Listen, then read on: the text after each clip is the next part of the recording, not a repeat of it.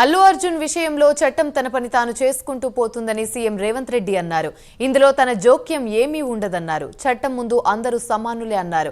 తొక్కిసలాటలో ఒకరు చనిపోయిన నేపథ్యంలో పోలీసులు చర్యలు తీసుకుంటున్నారని రేవంత్ రెడ్డి పేర్కొన్నారు. ఇదే అంశానికి సంబంధించి మా నేషనల్ బ్యూరో చీఫ్ కళ మరింత సమాచారం అందిస్తారు. కళ చెప్పండి. యామిని, దాదాపు కొద్దిసేపటి క్రితం 2 రోజుల పర్యటన నిమిత్తము సీఎం రేవంత్ రెడ్డి ఢిల్లీకి రావడము, తర్వాత తెలంగాణలో జరుగుతున్నటువంటి ఉదయం నుంచి జరుగుతున్నటువంటి సినీ నటుడు అల్లు అర్జున్ పోలీసులు ఇంటికి వెళ్ళేసేసి అరెస్ట్ చేయడము, తర్వాత అక్కడి నుంచి పోలీస్ స్టేషన్కి తీసుకురావడం, ఇవన్నీ కూడా ఉదయం నుంచి కూడా జరుగుతున్నటువంటి సంఘటనలు. అయితే ఒకవైపు ఢిల్లీ పర్యటనలో ఉన్నటువంటి సీఎం రేవంత్ రెడ్డి మధ్యాహ్నం కేంద్ర మంత్రి నిర్మలా సీతారామన్తో కలవడము, తర్వాత పార్లమెంట్లో కలవడము. ఇక్కడ ఆ పార్లమెంట్లో ఉన్నటువంటి ఏదైతే లాబీలో ఉన్నటువంటి రిపోర్టర్లు అంటే జర్నలిస్టులతో ఉన్నటువంటి చిన్న చిట్చాట్లో మాత్రము ఇదే అంశాన్ని మధ్యాహ్నము అంటే సీఎం రేవంత్ రెడ్డితో మాట్లాడినటువంటి సందర్భంలో చిట్చాట్లో తెలంగాణలో జరుగుతున్నటువంటి అంశాన్ని లేవనెత్తితే దానికి అంటే చాలా స్పష్టంగా సీఎం రేవంత్ రెడ్డి ఇక్కడ చెప్పారు.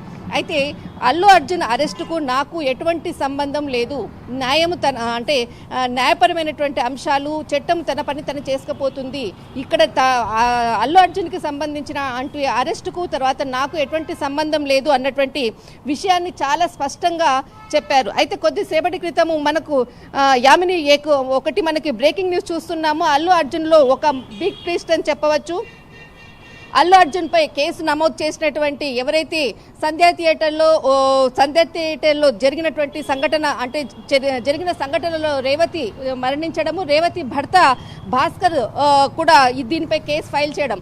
అయితే ఇప్పుడే అందుతున్నటువంటి వార్త, దాదాపు భాస్కర్ ఈ కేసును విత్డ్రా చేసుకుంటున్నాను, అక్కడ జరిగినటువంటి ఏదైతే తొక్కిసలాటలో ముఖ్యంగా అల్లు అర్జున్కి ఎటువంటి ప్రమేయం లేదు అంటూ కూడా ఇక్కడ ఒక బిగ్ ట్విస్ట్ అని చెప్పవచ్చు. అయితే అల్లు అర్జున్కి ఎటువంటి సంబంధం లేదు, ఈ కేసును విత్డ్రా చేసుకుంటున్నాను అంటూ కూడా ఇప్పుడే రేవతి భర్త భాస్కర్ ఒక బ్రేకింగ్ న్యూస్ మనం చూడవచ్చు.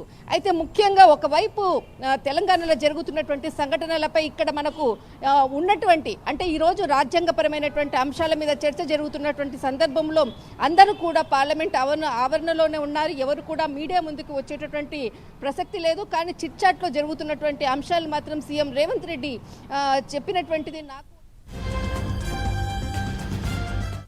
ఎటువంటిది కూడా సంబంధం లేదు అన్నటువంటి ఒక క్లారిటీ ఇచ్చారు. తర్వాత బీజేపీ ఎంపీలు కూడా అంటే బండి సంజయ్ గారు కూడా ఇక్కడ మనకు చిట్చాట్లో కూడా ఇటువంటి అల్లు అర్జున్ని అరెస్ట్ చేయడం, ఈ విధంగా ఒక హీరో మీద ఇలాంటి చేయడము ఇది ఒక న్యాయపరమైనటువంటి విషయాన్ని కళ ఒక నిమిషం హోల్డ్లో ఉండండి. అల్లు అర్జున్ కి అయితే రిమాండ్ విధించింది కోర్టు. ఇప్పుడే అందుతున్న బ్రేకింగ్ చూస్తూ ఉన్నాము విజువల్స్ లో. అల్లు అర్జున్ కి అయితే కోర్టు రిమాండ్ విధించిందనే చెప్పవచ్చు. 14 రోజుల పాటు అల్లు అర్జున్ కు కోర్టు రిమాండ్ విధించింది నాంపల్లి హైకోర్టు. చెంచల్గూడ జైలుకి అయితే అల్లు అర్జున్ ను తరలించనున్నారు.